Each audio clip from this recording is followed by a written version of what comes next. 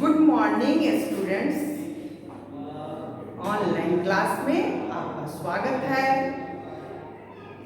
इसके पहले पाठ 2 पढ़ा चुके थे। आज हम पाठ 3 पढ़ाएंगे, जामुन का पेड़। सुनाई दिया बच्चों? आज पढ़ाएंगे जामुन का पेड़, ठीक है? तो जामुन का पेड़ कहानी में कुछ शब्दार्थ, कठिन शब्दार्थ दिए गए हैं। उसमें आप अपनी कॉपी में लिखकर जरूर याद कीजिएगा। पढ़ रहे हैं ना घर में? पढ़ाई कीजिएगा। पढ़ना तो आपको खुद से है, ठीक है? चलिए जामुन के पेड़ कहानी पढ़ाते हैं। इसके पहले जामुन के पेड़ के रचयिता श्री कृष्णचंद्र जी हैं, जिन्होंने समाज में होने वाली सामाजिक और राजनीतिक विषमताओं पर गहरा व्यंग किया है। खास तौर पर उन्होंने सरकारी विभाग की कागजी कार्रवाई पर ध्यान दिया है और समस्याओं को एक दूसरे पर मढ़कर अपनी अपनी जिम्मेदारी से मुक्त होना चाहते हैं। यानी समाज में जो सामाजिक और राजनीतिक विषमता है उस पर गहरा व्यंग किए हैं। ठीक है, अभी हम कहानी पढ़ाते हैं। आप ध्यान दीजिएगा, सुनिएगा ध्यान से। कहानी बहुत अच्छा है, लेकिन है व्यंग्यात्मक कहानी है और समझने की कोशिश कीजिएगा।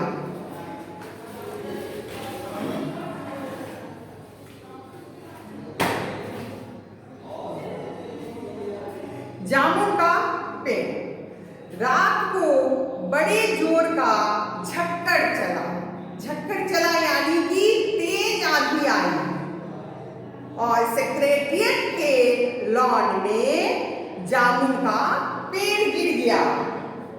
यानी सचिवालय में, सेक्रेटरिएट इंग्लिश में दिया गया है, तो इस सचिवालय में जामुन का पेड़ गिर गया।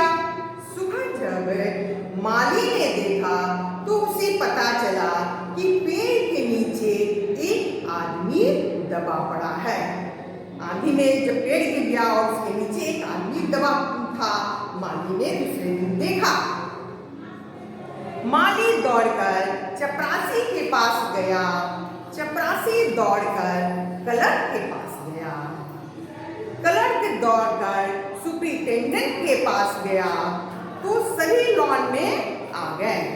वह पेड़ देखने के लिए, कहाँ सचिवालय में वह तूफान में पेड़ गिर चुका है, वह देखने के लिए सभी आ गए। मिनटों में गिरे हुए पेड़ के नीचे दबा हुआ आदमी के चारों ओर भीड़ इकट्ठी हो गई। जहां पर वो आदमी दबा था, जो पेड़ गिरा था, वहां भीड़ इकट्ठी हो गई। और कुछ लोग कहने लगे, वहां के आपस में बातें होने लगी। देखने आए जामुन का पेड़ जो गिरा है, बातें होने लगी। बेचारा जामुन का पेड़ कितना फलदार था। कुछ क्लर्क बोल रहे हैं, उसमें कहे बेचारा जामुन का पेड़ कितना फलदार था, और कुछ कहते हैं उसमें इसकी जामुनें कितनी रसीली होती थी। दूसरा याद करके क्लर्क बोला उसके जामुन कितनी मीठी, कितनी रसीली होती थी। और फिर कुछ और गिरानी क्लर्क बोलते हैं, मैं इसके फल झोली भर के ले जाता था। मेरे बच्चे इसकी जामुन कितनी खुशी से खाते थे। तीसरा रुआशा होकर बोला कि मेरे बच्चे तो ये जामुन ले जाते थे और मैं ले जाता था और बहुत ही खुशी से खाते थे। तो माली ने दबे हुए आदमी की ओर इशारा करके कहा, मगर यह आदमी, माने वो आदमी को दबा हुआ है, उसे नहीं देखे वह फलदार वृक्ष की तरफ, लालच की तरह बोल रहे हैं। ये क्या इंसानियत है? हाँ, यह आदमी सुपरिटेंडेंट सोच में पड़ गया। वहाँ सुपरिटेंडेंट जो माली दौड़ के पहले सुपरिटेंडेंट के पास गया था तो वह सोच में पड़ गया। ठीक है, पता नहीं जिंदा है कि मर गया, उसने कहा। फिर अपने कह रहे हैं मर गया होगा, जिसकी पीठ पर इतनी भारी पेड़ गिरे वह कैसे बच सकता है। तो दबा हुआ आदमी कराह रहा है, दर्द से पीड़ा से कराह रहा है और बोल रहा है नहीं मैं जिंदा हूं। तो एक गलत ताज्जुब हो गया, हाँ जिंदा है, पेड़ को हटाकर इसे जल्दी निकाल लेना चाहिए। किसने सुझाव दिया? माली ने सुझाव दिया कि पेड़ को हटाइए और जल्दी से निकालिए। मुश्किल काम है, चपरासी बोलता है मुश्किल काम है, पेड़ का तना भारी और वजनी है, बहुत वजन वाला है, हाँ और तना भी भारी है। तो एक चपरासी बोल रहा है। तो माली बोला, माली बेचारा को रहा नहीं गया, उसकी पीड़ा देखा नहीं गया। माली बहुत दयालु था और कहा क्या मुश्किल है, बस सुपरिटेंडेंट साहब हुक्म दे, इजाजत दे, हम सभी मिलकर इस आदमी को निकाल सकते हैं। तो वहां पर जितने लोग थे, कुछ लोग थे कहे हाँ हाँ हाँ हम लोग तैयार हैं। सभी मिलकर बोले ठहरो। तभी सुपरिटेंडेंट बोला, जब सभी मिलकर तैयार हो गए तो सुपरिटेंडेंट साहब बोले ठहरो, मुझे अंडर सेक्रेटरी से पूछना है। ठीक है, उसने क्या कहा, मुझे अंडर सेक्रेटरी से पूछना है। अंडर सेक्रेटरी का मतलब सचिव होता है, अंडर सेक्रेटरी अवर सचिव होता है और डिप्टी सेक्रेटरी उप सचिव होता है। ठीक है, अब हम आगे बढ़ते हैं।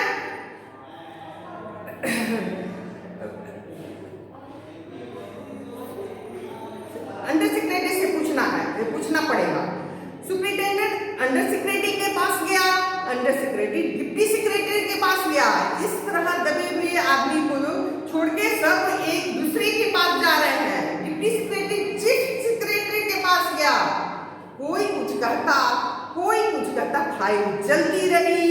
इसी में आधा दिन बीत गया, बेचारा वो दबा हुआ आदमी वहीं पड़ा है। दोपहर के खाने पर दबे हुए आदमी के चारों ओर भीड़ लग गई थी, लोग तरह तरह की बातें कर रहे थे।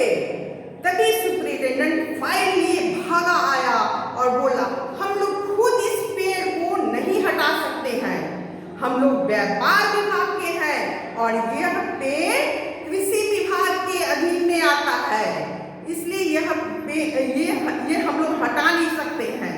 फिर भी वह अपना बड़ाई जताते हुए कहा, मैं इस फाइल को अर्जेंट मार्क करके कृषि विभाग में भेज रहा हूँ, वहां से उत्तर आते ही इस पेड़ को हटवा दिया जाएगा। समझ रहे हैं ना बच्चे? दूसरे दिन फिर क्या हुआ कि कृषि विभाग से उत्तर आया, पेड़ व्यापार विभाग के लॉन में गिरा है, अतः वही लोग कुछ कर सकते हैं। जहां व्यापार विभाग के लॉन में गिरा था, जो ध्यान में गिरा था, वहीं पर लोग कुछ कर सकते हैं। यह उत्तर पढ़कर व्यापार विभाग को बहुत गुस्सा आया। उन्होंने फाइल कृषि विभाग के पास वापस भेज दी कि यह समस्या सुलझाना उन्हीं लोगों की जिम्मेदारी है, हम लोगों की नहीं है। यानी कि वह दबा हुआ व्यक्ति है और वह फाइल इधर से इधर जा रहा है। उस दबे हुए व्यक्ति को ये सरकारी कार्य की लापरवाही जो है वह इस कहानी में पता चल रहा है। उस दबे हुए व्यक्ति को नहीं निकाला जा रहा है, फाइल आगे बढ़ते जा रहा है। दूसरे दिन कृषि विभाग से उत्तर आया कि पेड़ व्यापार विभाग के लॉन में गिरा है, अतः वही लोग कुछ कर सकते हैं। यह उत्तर पढ़ के व्यापार विभाग को गुस्सा भी आ गया और वह समस्या सुलझाने उन्हीं लोगों की जिम्मेवारी में कहा, हम लोग की नहीं है। दूसरे दिन भी फाइल चलती रही। फिर शाम को जवाब आया कि यह मामला हम लोग हॉर्टिकल्चर डिपार्टमेंट के हवाले कर देंगे, जो फूलों से संबंधित जो डिपार्टमेंट है उसके हवाले कर देंगे, क्योंकि जामुन का पेड़ एक फलदार पेड़ है, अतः यह मामला हॉर्टिकल्चर डिपार्टमेंट के अंतर्गत आता है, ये हम लोग का काम नहीं है। वहाँ हम लोग उसको दे देंगे। रात को माली ने दबे हुए आदमी को दाल भात खिलाया, जबकि उसके चारों तरफ पुलिस का पहरा था। बेचारा माली उस व्यक्ति के लिए बहुत परेशान था कि इसे कैसे निकाल दिया जाए। पुलिस की पहरा वहाँ लगी हुई थी और माली उसे खाना खिलाया। उसमें एक पुलिस जो कांस्टेबल को दया आ गई, तो उसने दबे हुए आदमी को खाना खिलाने की इजाजत दे दी। माली ने आदमी से कहा, तुम्हारी फाइल चल रही है। खाना खिलाते वक्त उसने उम्मीद जताई कि तुम्हारी फाइल चल रही है, उम्मीद है कल तक फैसला हो जाएगा, यानी तुमको कल तक इस पेड़ के नीचे से निकाल दिया जाएगा। दबा हुआ आदमी कुछ ना बोला। माली ने फिर कहा, तुम्हारा यहाँ कोई वारिस है तो उसका पता बता दो, मैं उन्हें खबर कर दूंगा। यानी कोई अधिकारी है तुम्हारा, मैं उसे खबर कर देता हूँ। उसने कहा, नहीं, मैं लावारिस आदमी हूँ। तीसरे दिन फिर क्या होता है, हॉर्टिकल्चर डिपार्टमेंट से बहुत बड़ा व्यंग्यपूर्वक जवाब आया। हॉर्टिकल्चर डिपार्टमेंट ने लिखा था, आश्चर्य है, हम लोग पेड़ लगाओ की स्कीम चला रहे हैं और हमारे देश के सरकारी अफसर पेड़ काटने का सुझाव दे रहे हैं, वह भी फलदार जामुन का पेड़ काटने के लिए। तो हमारा सरकारी विभाग वृक्ष काटने की इजाजत नहीं दे सकता। अब क्या किया जाए? एक उसी में मन चले था। वो कहता है, अगर पेड़ नहीं काटा जा सकता तो इस आदमी को ही काट के निकाल दिया जाए। कहा कि दोबारा वो आदमी को ही काट के निकाल दिया जाए, दोनों तरफ से उस आदमी का सर और धड़ निकाल दिया जाए। यह सुनकर दबा हुआ आदमी बोला, मगर इस तरह तो मैं मर जाऊंगा। फिर तुम कैसे निकाल के क्या करोगे? मैं तो मर जाऊंगा। यह भी ठीक कहता है, एक कलर बोला। लेकिन उस मनचले ने कहा, आप जानते नहीं, आजकल प्लास्टिक सर्जरी कितनी उन्नति कर चुकी है। मैं तो समझता हूँ अगर इस आदमी को बीच से काट के निकाल दिया जाएगा तो उसे जोड़ा जा सकता है, यानी उसकी सर्जरी होगी, उसको जोड़ दिया जा सकता है। इस बार फाइल को मेडिकल डिपार्टमेंट में भेज दिया गया। मेडिकल डिपार्टमेंट ने तुरंत एक्शन लिया, यानी फाइल आगे बढ़ती जा रही है और उस आदमी को कोई निकालने के लिए कोई ये नहीं है कि उसको पहले निकाला जाए। तो तुरंत मेडिकल डिपार्टमेंट ने तुरंत एक्शन लिया। उसने योग्य प्लास्टिक सर्जन को छानबीन के लिए भेज दिया। अब वहां चला गया खबर। सर्जन ने दबे हुए आदमी को अच्छी तरह जांच करके रिपोर्ट भेजी कि ऑपरेशन तो हो सकता है, ऑपरेशन सफल भी हो सकता है, लेकिन आदमी इस ऑपरेशन में मर सकता है। इसलिए यह फैसला रद्द कर दिया गया। रात को माली ने फिर दबे हुए आदमी के पास गया और फिर रात हो गई, खिचड़ी खिलाते हुए बताया, अब मामला ऊपर चला गया है, उम्मीद है सब ठीक हो जाएगा। दबा हुआ आदमी एक आह भरकर बोला, यूं तो मना की तगा फूल ना करोगे, लेकिन खाक हो जाएंगे हम तुमको खबर होने तक। यानी तगाफुल मने देर, यूं ना करो, इतनी देर ऐसा नहीं करो कि फिर खाक में मिट्टी में मर जाऊंगा। माली चकित होकर बोला, क्या तुम शायर हो? आदमी बोला। दूसरे दिन हाँ, आदमी से हिलाया, बोला हाँ। दूसरे दिन माली ने चपरासी को बताया। चपरासी ने कलर को थोड़ी देर में यह चारों तरफ आग की तरह फैल गई। शाम होते होते सेक्रेटरिएट के लॉन में भांति भांति के कवियों से भर गया और दबे हुए आदमी के पास चारों ओर कवि सम्मेलन का वातावरण हो गया। यह सूचना सेक्रेटरिएट तक पहुंचा तो कमेटी ने फैसला किया, चूंकि दबा हुआ आदमी एक कवि है, इसलिए अब तो वहां जितना जा रहा था फाइल, अब वहां से छोड़कर इस फाइल का संबंध कल्चरल डिपार्टमेंट से है। अब संस्कृति डिपार्टमेंट जहाँ कल्चरल है वहाँ डिपार्टमेंट से है। अब फाइल कल्चरल डिपार्टमेंट के पास पहुँचा दी गई है। वहाँ अनेक विभागों से गुजरती हुई साहित्य अकादमी के सेक्रेटरी के पास पहुंची। वह तुरंत दबे हुए आदमी का इंटरव्यू लेने पहुंच गया। अब एक तमाशा बन गया, दबे हुए आदमी का इंटरव्यू लेने से पहुंच गया। कहने लगे वहाँ, तुम कवि हो? उसने पूछा। वह सर हिलाया, जी हाँ। किस उपनाम से शोभित हो? उसने कहा, ओश। सेक्रेटरी जोर से चीखा, क्या वही ओश जिसका गद्य संग्रह ओश के फूल अभी हाल में प्रकाशित हुआ था? दबे हुए कवि ने हुंकार से सिर हिलाया। क्या तुम हमारी अकादमी के मेंबर हो? तुम हमारे इसमें कमेटी के मेंबर हो? सेक्रेटरी ने पूछा। नहीं, उसने सिर हिलाया। नहीं, आश्चर्य है, इतना बड़ा कवि ओश की फूल का लेखक हमारी अकादमी का मेंबर नहीं है? उफ, कैसी भूल हो गई। हमसे इतना बड़ा कवि और कैसी अंधेरी गुमनामी में दबा पड़ा है। तो उसने कहा, मैं गुमनामी में नहीं पड़ा हूँ, एक पेड़ के नीचे पड़ा हूँ। कृपया मुझे यहाँ से निकाल लीजिए, अभी बंदोबस्त करता हूँ। सेक्रेटरी फौरन बोला। उसने अपने विभाग में रिपोर्ट की। दूसरे दिन मुबारकबाद हो गए, मिठाइयाँ खिलाने के लिए आ गए।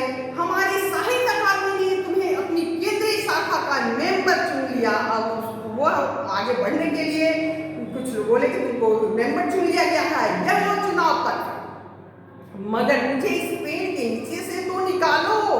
दबे हुए आदमी फिर कराहने लगा, बोला, मुझे तो निकालो। यह हम नहीं कर सकते। सेक्रेटरी ने कहा, जो हम कर सकते थे हमने कर दिया, और तुम मर जाओ तो तुम्हारे घर वालों को वजीफा दे सकते हैं, यानी वजीफा सहायता राशि दे सकते हैं। तो उसने कहा, मैं तो अभी जीवित हूँ। कवि बोला, मुझे जिंदा रखो। सेक्रेटरी बोला, मुसीबत यह है कि हमारा विभाग सिर्फ कल्चर से संबंधित है, पेड़ काटने का मामला है, कलम दबाव से नहीं है, आरी कुल्हाड़ी से संबंधित नहीं है। उसके लिए हमें फॉरेस्ट डिपार्टमेंट को अर्जेंट लिखकर मैंने भेज दिया।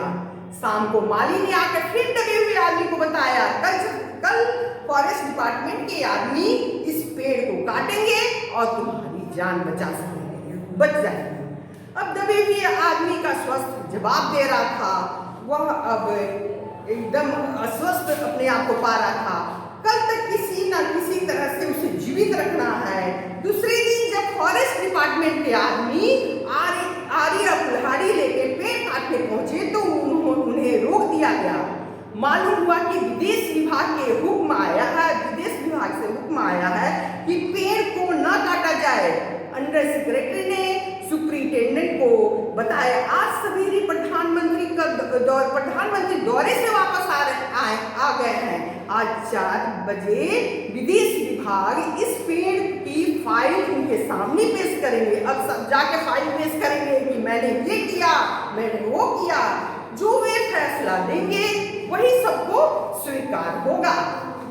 शाम को 5 बजे स्वयं सुप्रिंटेंडेंट कवि की फाइल लेकर उसके पास पहुंचा। इस समय खुशी से चिल्लाया, सुनते हो, प्रधानमंत्री इस पेड़ को काटने का हुक्म दिया है। कल यह पेड़ काट दिया जाएगा और तुम इस संकट से छुटकारा पा लोगे। सुनते हो? अच्छा, आज तुम्हारी फाइल पूरी हो गई। सुन रहे हो तुम? तुम्हारी फाइल आज पूरी हो गई।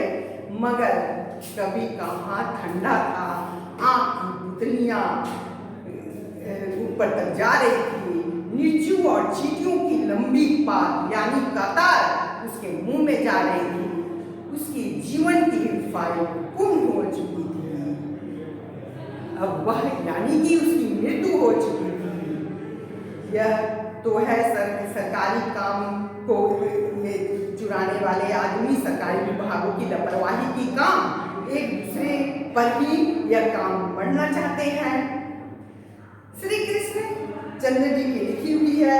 उन्होंने बहुत सारी प्रसिद्ध कहानियाँ लिखी हैं, जैसे नजारे, जिंदगी का मोड़, दिल किसी का दोस्त नहीं, एक फूल, 1 रुपया आदि।